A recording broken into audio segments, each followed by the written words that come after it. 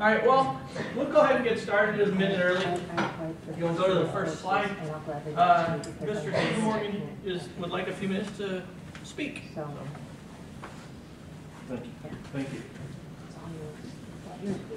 Wow, I guess the room was full, so I guess it's not quite like Groundhog Day. But welcome to Groundhog Day. As I came yesterday, I sort of didn't know what Bill Murray felt like now. So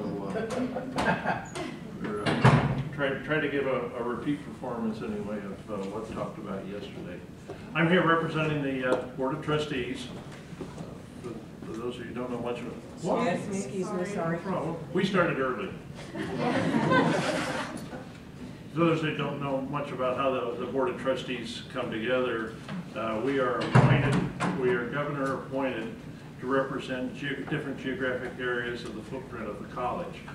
You know, we are volunteers. We're not compensated either by the state or by the college. So it's like most voluntary organizations. You get involved because you want to volunteer. You want to be involved. You know, I'd say if you went to each of the 9 board members, they'd all have a different reason why they've gotten involved with Northwest State. And so I do know the one thing though is they're all dedicated to see us succeed, to see the college succeed. And, I think each one of us, and just where I'm coming from, really 2 reasons I got involved with Northwest State. First was I really didn't raise my kids around here, so it's not Northwest State. But my daughter was never a very good student. She was a real good socialite. She could tell me everything that was going on in school, but she couldn't tell me anything that was going on in any subject. And she struggled through high school and went on, did get in, amazing enough, to a large state college. And some circumstances happened after about 2.5 years that she came back home. And Dad, being a mean old guy, says, "You're not just going to sit here at home, you're going to do something." And so she enrolled in the local community college there. And first semester, first couple of classes, she hooked up with a couple professors that really got in her head. Dad couldn't get in her head, but somehow they unlocked her. I mean, she all of a sudden was interested in learning. She's doing math problems, and she would argue with you that 2 + 2 is 5. But she did extremely well. Became basically an A student in the community college and was successful in her business ventures after that. So I was really grateful to community college for what they did. I can see what you guys do. You guys can unlock people's minds and open them to education. And this is my payback, in a sense, to the community college system, because I really appreciate what community college did for my daughter. The second reason I get involved is we've got a real gem out here.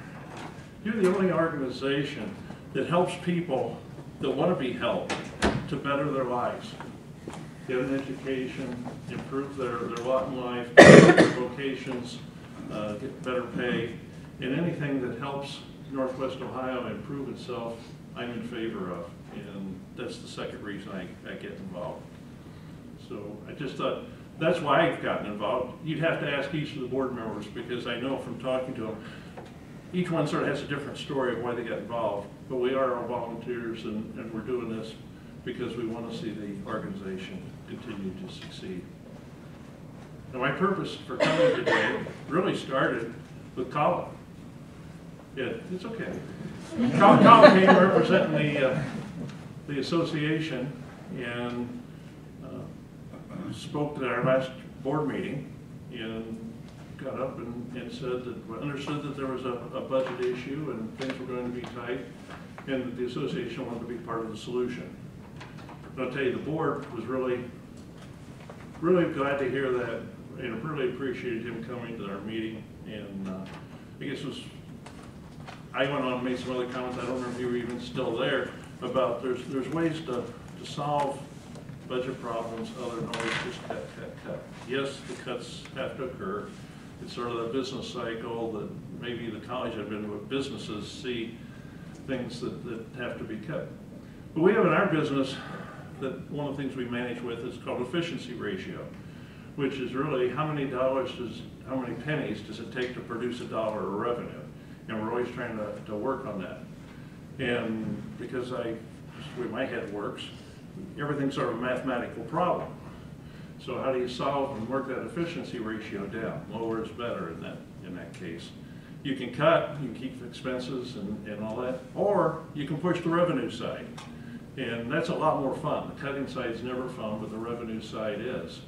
And then my challenge that I brought up at the board meeting, and somebody says you need to tell that a little bit farther, is, you know, if each one of us could find one more student to come to Northwest State, just multiply that times, you know, what the revenue is. You don't want to look at students as dollar signs, but they are producing dollar. We wouldn't even have a budget. You know, it's driven a lot by enrollment numbers. And I understand Dr. Johnstone was here and spoke to a group 2 or 3 weeks ago, and one of the quotes that I heard back from his presentation was that the best customers we have are the best customers we can get are the customers we already have. And I'm not a believer in selling people a product they don't need. So I don't sit in here saying, make them take a class they don't want. But maybe if we can get somebody that's taken 1 class, take 2 classes, or somebody's taken 2 classes, get 3 classes, and in the long run it helps them get through faster, but it would help some of our revenue too. So my challenge is to try to recruit more members, work on the revenue side. That's a lot more fun to have more people running around here than less people running around here. So just want to encourage the group to think about that. We talked about that board meeting. That's how I ended up here. And then on top of that, when you're making your sales, it's easy to sell from positive. Have a positive attitude. You know, we live in small towns. I mean, maybe not all of us live right here, but we live in the area, and they're all small towns. And we all know how small towns are. You start talking. And if you start talking negatively, the next person talks negatively, and negative stuff doesn't help us. You know, if somebody's trying to weigh the advantages to come to here or go to someplace else, and they hear negative in their ear all the time, it's tougher to recruit. No, I know things aren't good. We've got a budget hole we've got to fill. But let's be positive. There are a lot of good things. You guys do a tremendous job educating people, helping them reach their growth goals. You know, some are going on to school elsewhere, others are just trying to help their professional certifications locally. But our graduates stay here. They help Northwest Ohio. And you guys do a great job in doing that. And I just want to continue to encourage you to keep doing it, keep a positive attitude, help solicit. I know we've got professional recruiters on staff that are, you know, doing some solicitation, but we can't leave it just to them. We've all got to take a piece of doing that. So message simple. I just, we want to keep this open and transparent, and we're all in this together, whether it's the board, faculty, staff. We've all got a stake in this thing, so let's just try to work together. And if we can work the revenue side, that's a lot easier to work on the other side. So best of wishes to all of you on that, and best of wishes to all of us at the college. But thank you for the jobs you do. You do an excellent job.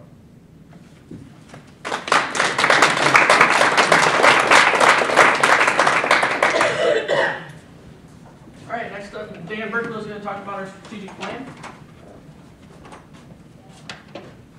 I just was going to come in and give a quick update on where the strategic plan is. So probably about a year ago, the strategic plan got approved with the board, and we have been working diligently on that plan through the committee work and actually through the campus as a whole.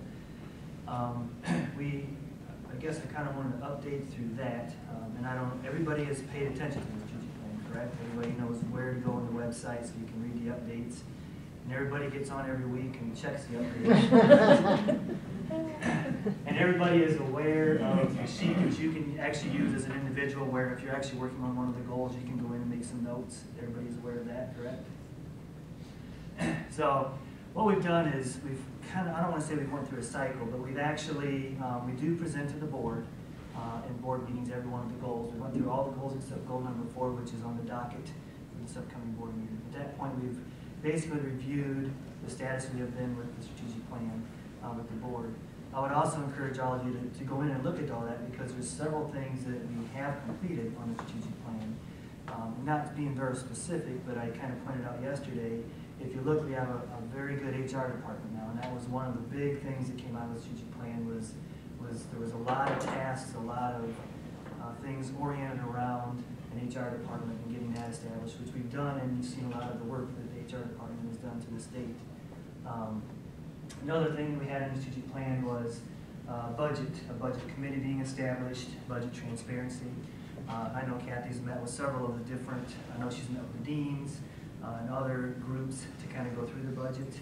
We do have a budget committee that has basically established kind of a framework to have all, like as a budget manager, I have to turn in my budget and specifically say my dollars are going to this part of the strategic plan or what it's going to. So there's a lot of things that have been done on the strategic plan.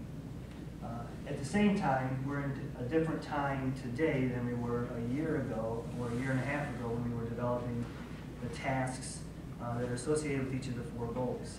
So the essence of the plan, the 4 main strategies don't change, but the tasks and the way we get to those 4 strategies do need to be reviewed.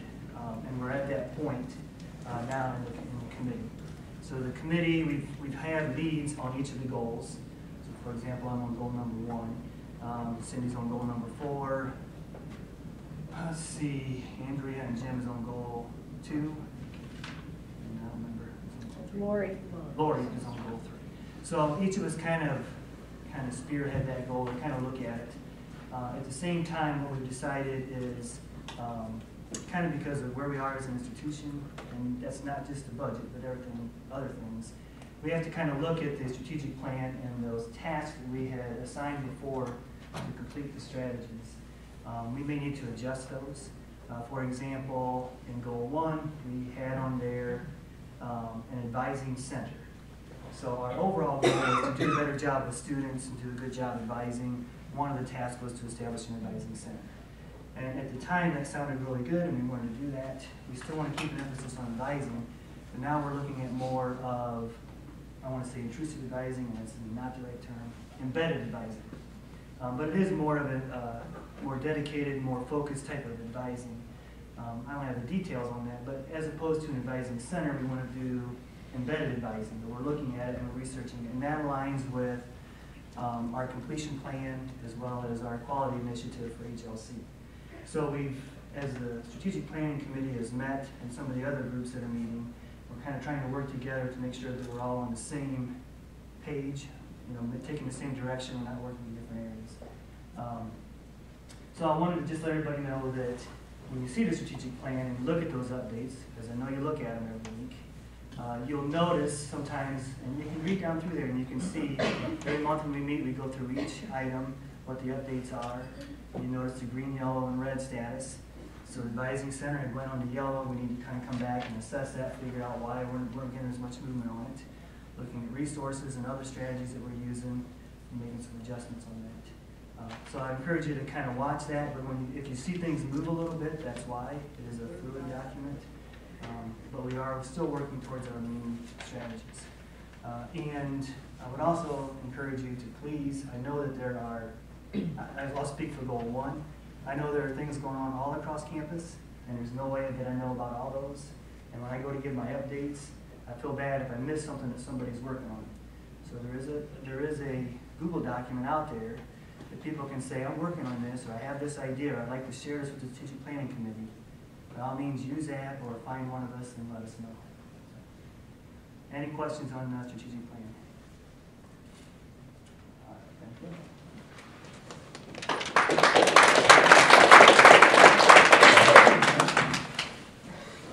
Okay, mine's really quick. The campus culture survey, in spring of 2015, we completed a campus culture survey. All of the, if everybody remembers, all of the councils looked at it, identified 5 areas of target to try to do improvements on, and things have actually come out of that survey.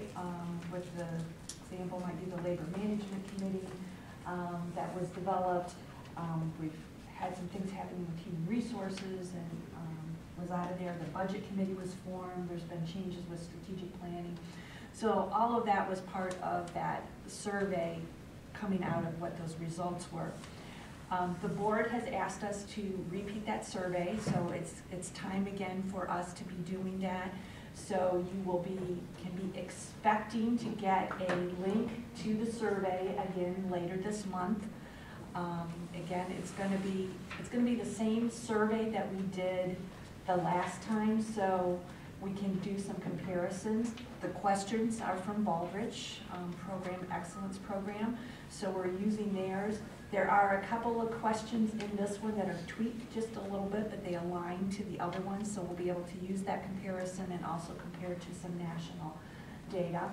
And I know there's always that issue of it's anonymous, so that we will be using SurveyMonkey to put it out there, so that I would encourage everyone to provide their feedback when that comes out. But again, the goal will be to try to have it out before the end of the month, and then we'll keep it open for probably about 3 weeks or so. And then we'll close it at that point in time. Any questions? Okay. Yes. Upon completion, what is the expectation of compilation, compiling results and all? A month, 2 months, 5 years? No, I'm just curious. I don't know yet. 3 days. Yeah, I think it's going to take me more than 3 days. It'll probably be at least a month. Okay. But maybe depending on when we get it out, maybe before the end of the term, we'll have the results out to everybody. Awesome. Anything else? Okay. I don't know who's next.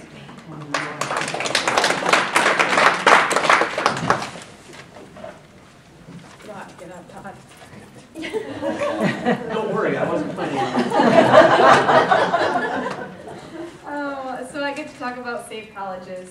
It's a new online platform that we have for our mandatory training that we have to do annually.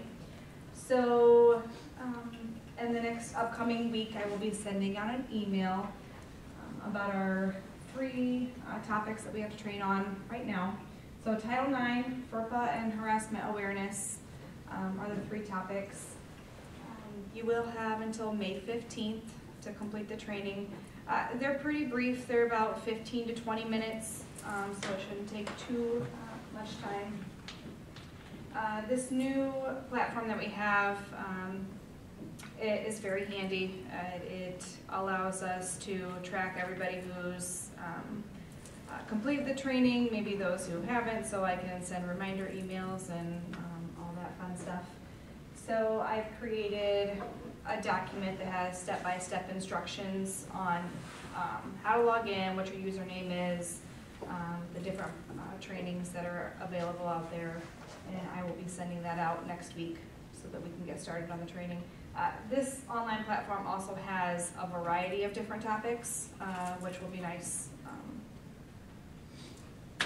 Steve's, that's it. Any questions? Colin, I am not answering your question. Right. Hey, you had one over here. Oh, I did? I'm sorry. Yeah,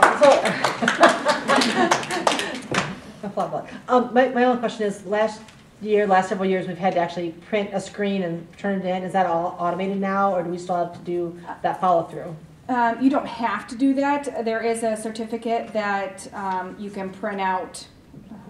Yay, I completed the training. But I do have a log of everybody who will complete it, so we don't have to you do won't it have to do that. But if you want that nice certificate, yes, you can have that. Okay.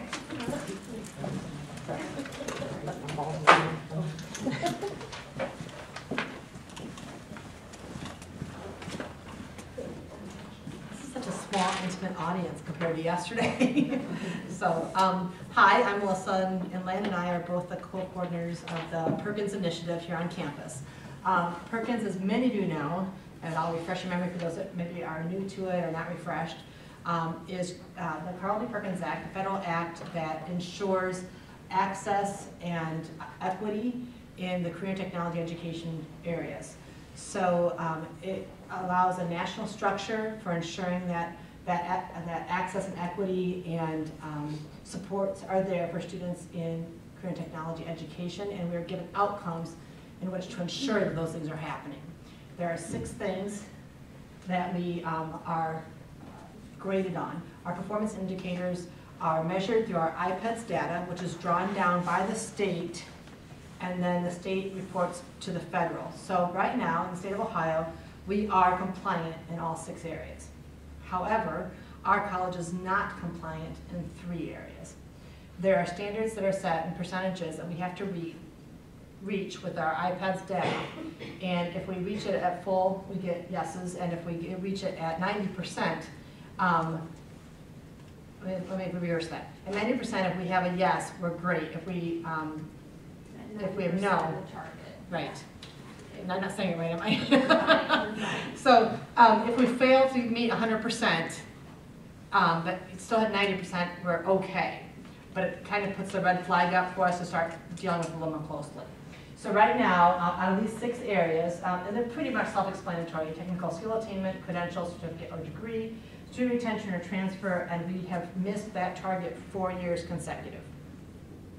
Student placement, and then the non-traditional participation and non-traditional completion, we've missed those targets each of the last 7 years, and we, unfortunately, have the worst record in the state of Ohio. Not good.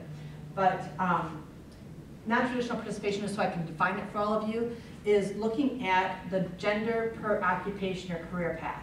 It's not age. So we're looking at the traditional, we think of women in engineering or men in nursing. So there's less than 25% representation by gender to the career path or area of study. So we've not met that. And across the state, other colleges have exceeded, so it's brought our state average up to perform. But they're definitely watching us to deal with that. And we've definitely put things in place to work towards these goals. Now, go to the next one. All of our funding and our performance is based on IPEDS data 924, and we're looking at funding based on our population. So we have career technology participants. These are unduplicated counts of people who have taken a course in a career technology education area. So as you look in 2013, we had 2,098 unduplicated count heads in a CTE area, to 2016, which is significantly lower at 1,642. Now our funding has a gap of about 2 years. So our top funding was actually 2012 numbers, and it's gone down every year since. And then the concentrators is those that have 12 or more credit hours in a career path of CTE. So moving forward, as I mentioned, there's a 2-year lag. So the 2014 and 15 was 2012-13 numbers. So we kind of peaked out right there, and you can see we're drastically dropping at this point, and we'll drop again next year according to those numbers. But this is our funding that we have to work with to meet our Perkins outcomes. They require us to meet these outcomes whether we have money or not, and this is what we have to work with. So because we did not meet our 3 areas, we are required, we have the opportunity to improve our performance with a performance improvement plan. And that opportunity is given to us to respond in this current fiscal year. So as I said before, we have an institutional target they've asked us to meet, which is the 2nd column, and what we actually performed at is the 1st column. And as you can see in the 5P1 non-traditional participation, our performance target is 19.12% of non-trad participation, and we hit it at 13.13. And so in order for us to gain that percentage, we'd almost have to triple our number of students in those areas, which is a very difficult target, but we are making strides. However, we have a no and no on the institutional net performance target, and then the 90%.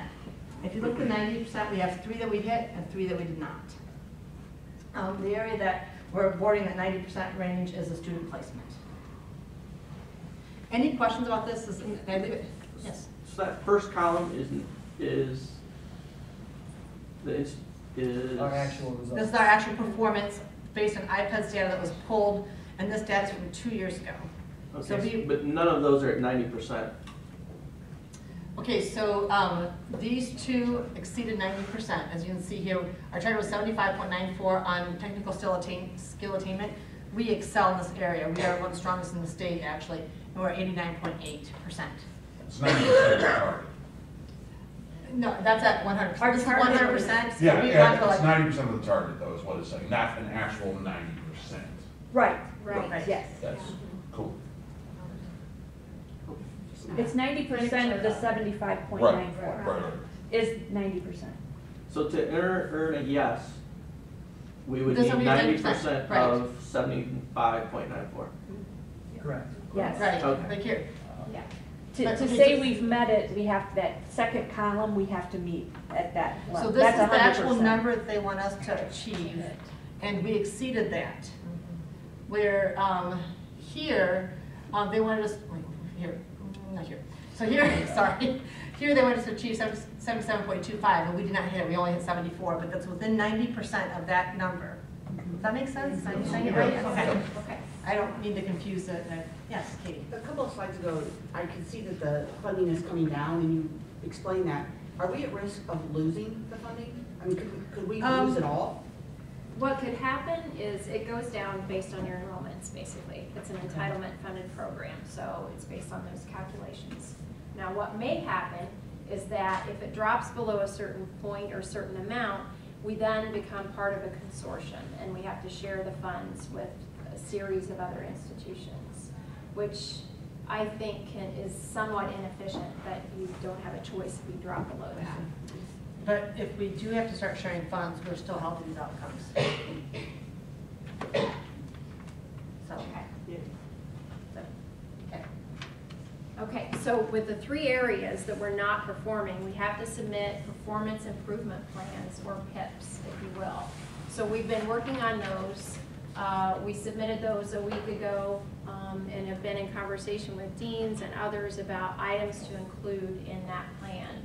So with regard to student retention or transfer, what we came up with for performance improvement opportunities would be as part of our completion plan. So we're trying to make sure that we're aligning everything that we're doing so that we're not duplicating effort or being inefficient. But anyway, we're going to establish and publish plans of study broken out by 2, 3, and 4 years so that students can better see how long it will take them to get to their degree and to plan efficiently.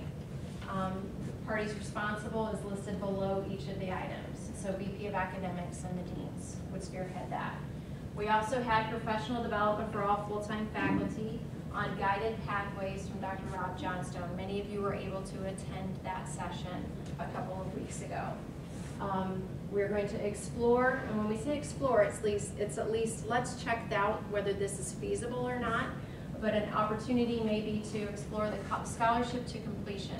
So as we notice where students are near to finishing their degree or having trouble paying a small bill and can't register, if we can come up with a creative way to help them address that financial gap, because many of our students are economically disadvantaged. On non-traditional participation, Melissa and others are going to be exploring a National Science Foundation STEM grant to leverage it for non-traditional participation in STEM fields. We're talking about exploring adding a weighted score to the scholarship applications for non-traditional students in particular courses of study. So just to give you a couple of other examples when it comes to non-traditional, could be females in criminal justice or males in human services or medical assisting. So those are the programs that we would be looking at. If there's a male in that field and is eligible for a scholarship, he may get higher points to be awarded that scholarship. We're also going to pursue micro-messaging training in some capacity for all faculty and staff, including admissions counselors. This will be in a 2-stage fashion. Initially, we're going to try to accomplish something before the end of this year. Micro-messaging would help us kind of examine our own language and processes around how we support students in non-traditional fields and whether we're cultivating an open climate that allows them to feel comfortable. On non-traditional completion, we're going to guide advisors to add their selected pathway into DegreeWorks and spell out their curriculum and what they're going to take in specific terms in that system that helps the students see more clearly what they should take and when. So it goes one step beyond just the plan in DegreeWorks. Some folks are using that. We'd like to see a broader use of that. We're also going to talk about ensuring an exit interview could be completed for each student with a priority around those students who are non-traditional by gender in a program, so we can see what worked and where we may have been able to improve. We also plan to audit student majors to align with their pathway. So many times our students say that they are in business, but our degree works reflects that they're in nursing. So we want to make sure that students' major matches what they actually intend. Okay. We'll also pursue the micro-message training in a mandatory capacity with our faculty in the fall. So that would be the second step of that. We're also exploring creating a pilot group of folks who have some expertise when it comes to using non-gender or gender-neutral language, who may be willing to review syllabi just to provide some perspective around, you may want to rephrase this so that it is less gender-specific. If you have an interest, let us know. And finally, we're going to add questions to the biennial and comprehensive program reviews that address gender equity and diversity gaps. So you'll see that proposal come through. Melissa. Okay, so the Perkins initiative, it's got a lot of detail behind it, and it really is a catalyst for us, an opportunity for us to explore these things. And so we have a small pot of money, but we have to capitalize on every dollar to make the most impact. So this is this year's allocations, and it's not part of our general budget. So you may not have ever seen this before. So here it is. We have about a fourth, not quite, that is a non-instructional salary, and this covers the person that does our Kurzweil work. And Kurzweil, for those of you who don't know, Kurzweil is that helps our students that have limited English ability, or the English language learners, I should have put it that way, or perhaps someone that has a learning disability, like dyslexia, and they need to have an auditory to go along with their visual. And this software allows that to happen, to be an aid to the students so they can complete their courses. E-tutoring and CCP advising pilot, two other things. E-tutoring is part of the good work that Sherry Rick started and Jason Rickenberg is now working on. And we are one of the top 2 in the state using that as a resource for our students. And we actually received some state recognition for that here in the last 3 months. CCP advising pilot was something that was started a year ago, and we're kind of reassigning those dollars now to maybe address these other issues like micromessaging or other opportunities. The fringe benefits, of course. Faculty staff development, that's that application that so many of you applied for, the money to seek professional development in a targeted area. And we were able to fund about 80% of the applicants this year, which was awesome. So about $16,000 went to that. Our NAEP membership, which is our National Alliance for Partnership and Equity, which is a resource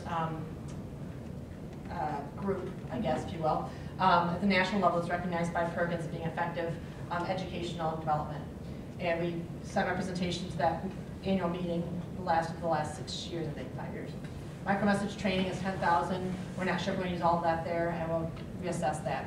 Instruction supplies, there's a big chunk of money that's put aside for STEM Camp and We Are STEM as we look at building those pipelines of students that might come into our college in the years to come. It's a great introduction to STEM. Outside services, professional development transportation, busing of students to get here for the STEM days, and then some licensing, the focus to the Kurzweil license and student lingo, which are all student supports. And then the $10,000 we set aside for the internal grant processes for fixtures, furnishing, equipment. It bought some tables for some active learning classrooms, and Dr. Bergman just applied for a telescope to actually teach his astronomy class with the telescope. So it's very practical, hands-on areas. And then admin fees are just the process of Lan and I's work and the college effort behind it. So are there any questions regarding the budget, our process, or how you can become involved? I'd like to just add that Perkins is not something that Lan and I do. It's a college initiative, and we have the opportunity to help keep it alive and keep it on the front burner for everyone. So please come talk to us if you have any questions or concerns or want to help. Thank you. Thank you.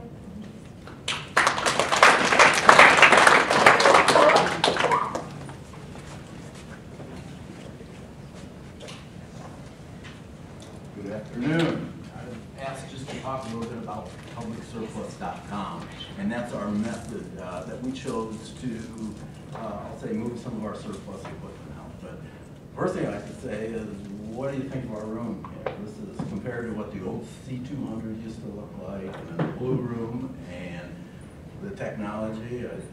Robert and his group really did a great job in helping us out get this all put together, but I think we've got a nice room to, this is my first meeting, or second, yesterday's first meeting, and but I think this room turned out good.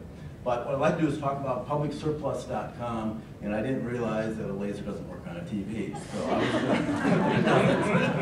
was but anyhow, so I'll do the old-fashioned way and point. But anyhow, publicsurplus.com is a way for all public facilities to move their surplus equipment. With this last renovation and then over the last couple of years, we've accumulated so much stuff. And we've got a couple trailers sit out there, and then it's not just tables and chairs, but we've got compressors and pumps, and we've got industrial equipment. We've just got a lot of stuff that we've got to move. Okay, so we picked, from the simplicity of the process, we picked publicsurplus.com. The Ohio Attorney General approved of it. Fort County uses the same service. Wasion uses it, Tenora uses it, and I'll show you another. And I'll go online and I'll show you how to get to it. But the idea is it's going to give everybody, not just internal to us, but essentially to the world, that they can bid on our stuff. We're hoping to find a bigger audience that than what we would have with the garage sale, and we're hoping we can make more money, to be honest. Get a better audience, be able to move this stuff out of here. So that is our plan. This is the email, this is the part of the text of an email that's going to go out. And you'll see the URL is in there. Yeah, here's it, right here, but it's publicsurplus.com to get to it. And you have to go in and register. And if you want to, so you can go to the next page. Okay, so this is what the home page looks like right here. And similar to eBay, I don't know if any of you do with eBay, but essentially you register as a buyer, and then you're able to make a bid, and it's an auction format, so you're placing your bid, and then you can go back and bid again, or you can watch it increment, and it's a very simple site. So you would go in and register. If you're interested, you go in and register as a buyer, and okay, you can go to that. So this is what the screen looks like if you were to register as a buyer. Your name, all your pertinent information, and essentially what it is, you would use a credit card, and then that would go through to Public Surplus. It stays out of us, and they issue us a check, is what it is. So essentially, you're buying it from them. The money transaction will go through them, and then they'll write us a check once a month or something. That's the registration process. Let me just go online here real quick, and I can show you what it looks like.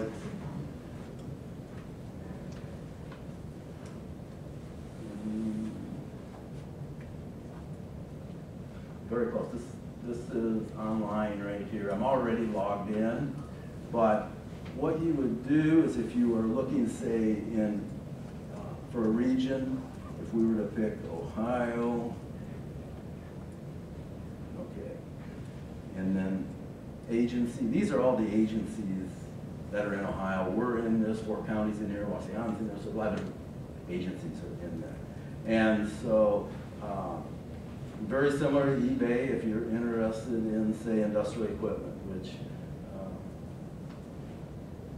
and then you can go through and look at all the very similar stuff that we would be, anything cool here, the punch bowl, but there's some interesting stuff. Interesting to some of us, maybe not interesting to all of us, but there is a lot of stuff there. But anyhow, that is pretty much the method to get there. That's for Ohio. You can go to any other state, Indiana, anything else, if you're interested in buying. But our stuff will be listed. The plan is, like maybe on a Friday, I'll list 10 items or whatever. And then those items will go out, and then we'll just see where it goes. I will put the email out that's, you saw the text there, and if I get any questions from anyone that maybe need to be answered, if they can, I might put the answers to those questions in that email when it goes out. If you have questions on the site itself, you can see that they do have a help.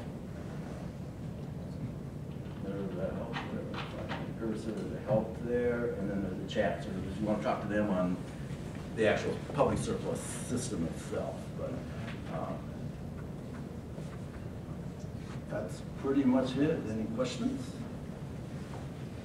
I have one. So when you list your 10 items, will you let us know that those 10 items are going on there, or?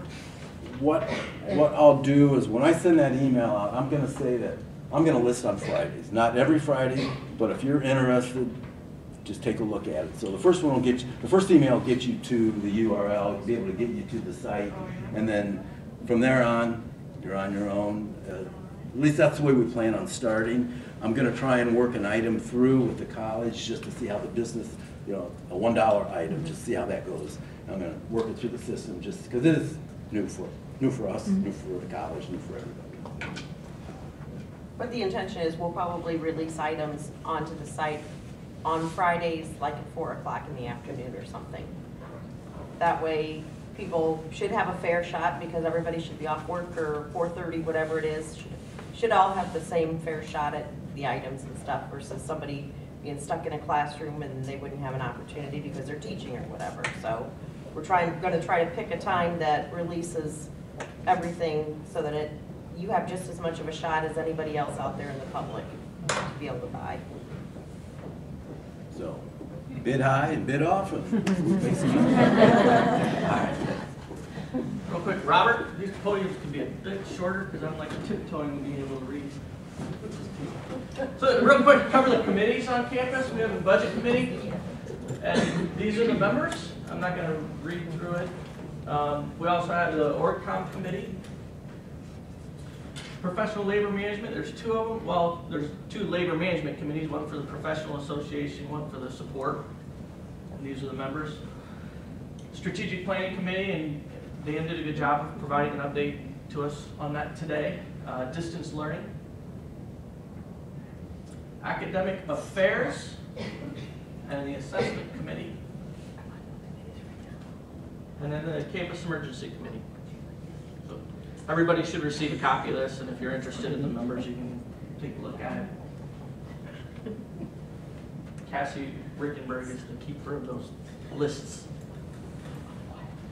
Real quick before we leave, a couple of things I'd like to say. One is to build on Mr. Siebenmorgen said.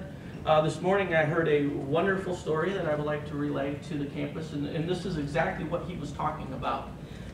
We had a friend of the college going through a line at I'll say a hamburger joint, and behind the counter there was a Northwest State student, and this student was ranting and raving about how much they love their faculty, how much they love their class, and how much they can't wait to graduate and get away from that burger joint.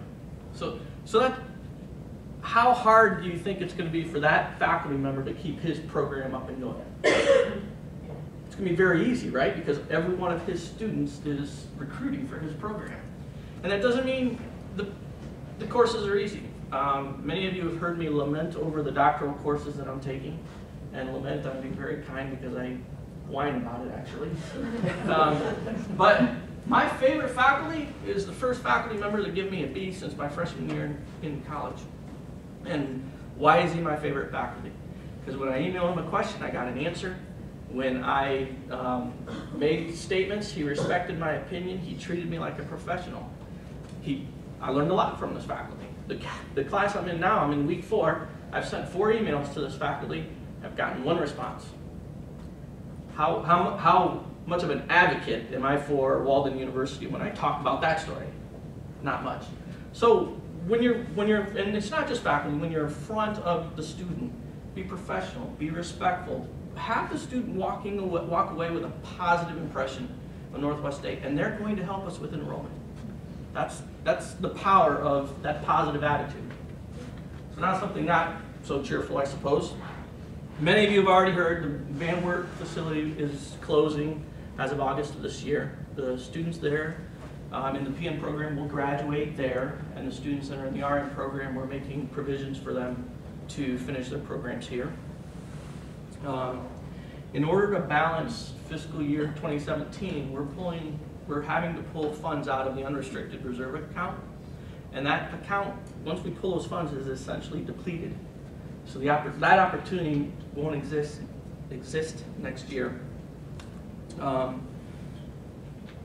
I guess the good news is that as of right now, all of the anticipated positions that are being eliminated for 2018 have been announced. So, you know, it is our hope that there are no more eliminations moving forward.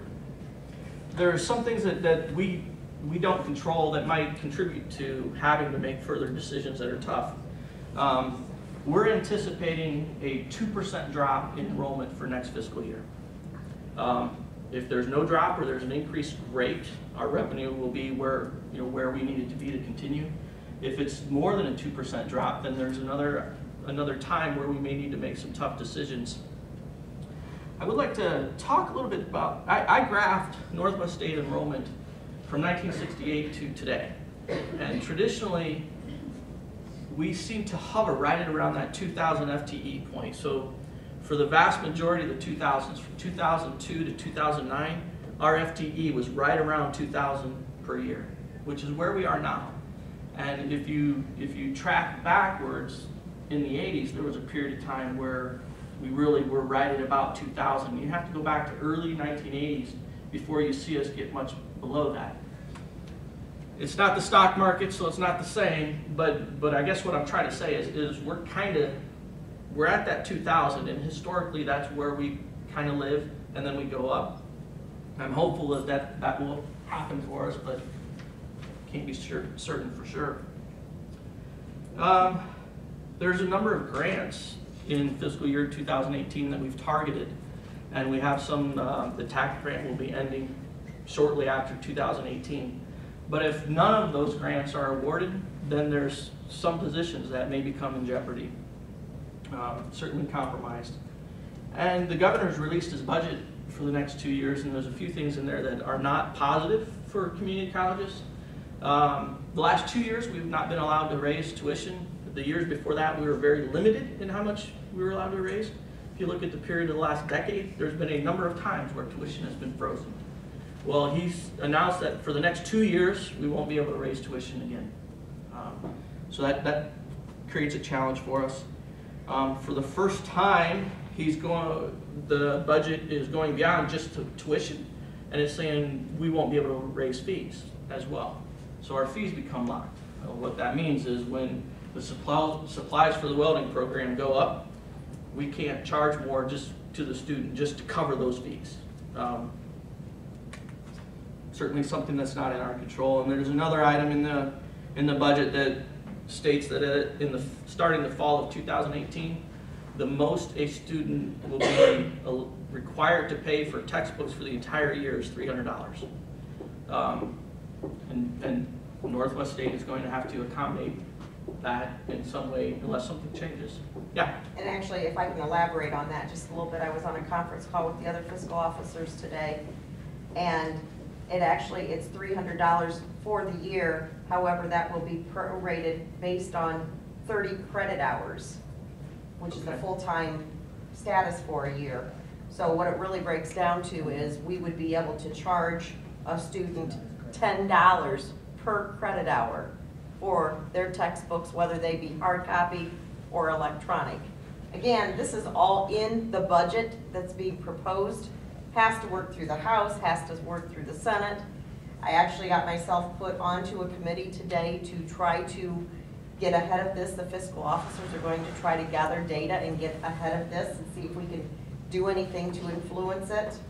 So I'm sure we'll be updating you as we get more information. I've got my first conference call to go in depth on it, is what data do we need to gather and get out there tomorrow morning. So I guess what I would like you to take away from this is that, for what we know today, we don't anticipate any more cuts for fiscal year 2018. But what we know today can change very quickly. And I've given you just a few examples of how they could change. Any questions? Any easy questions? Easy question. Okay.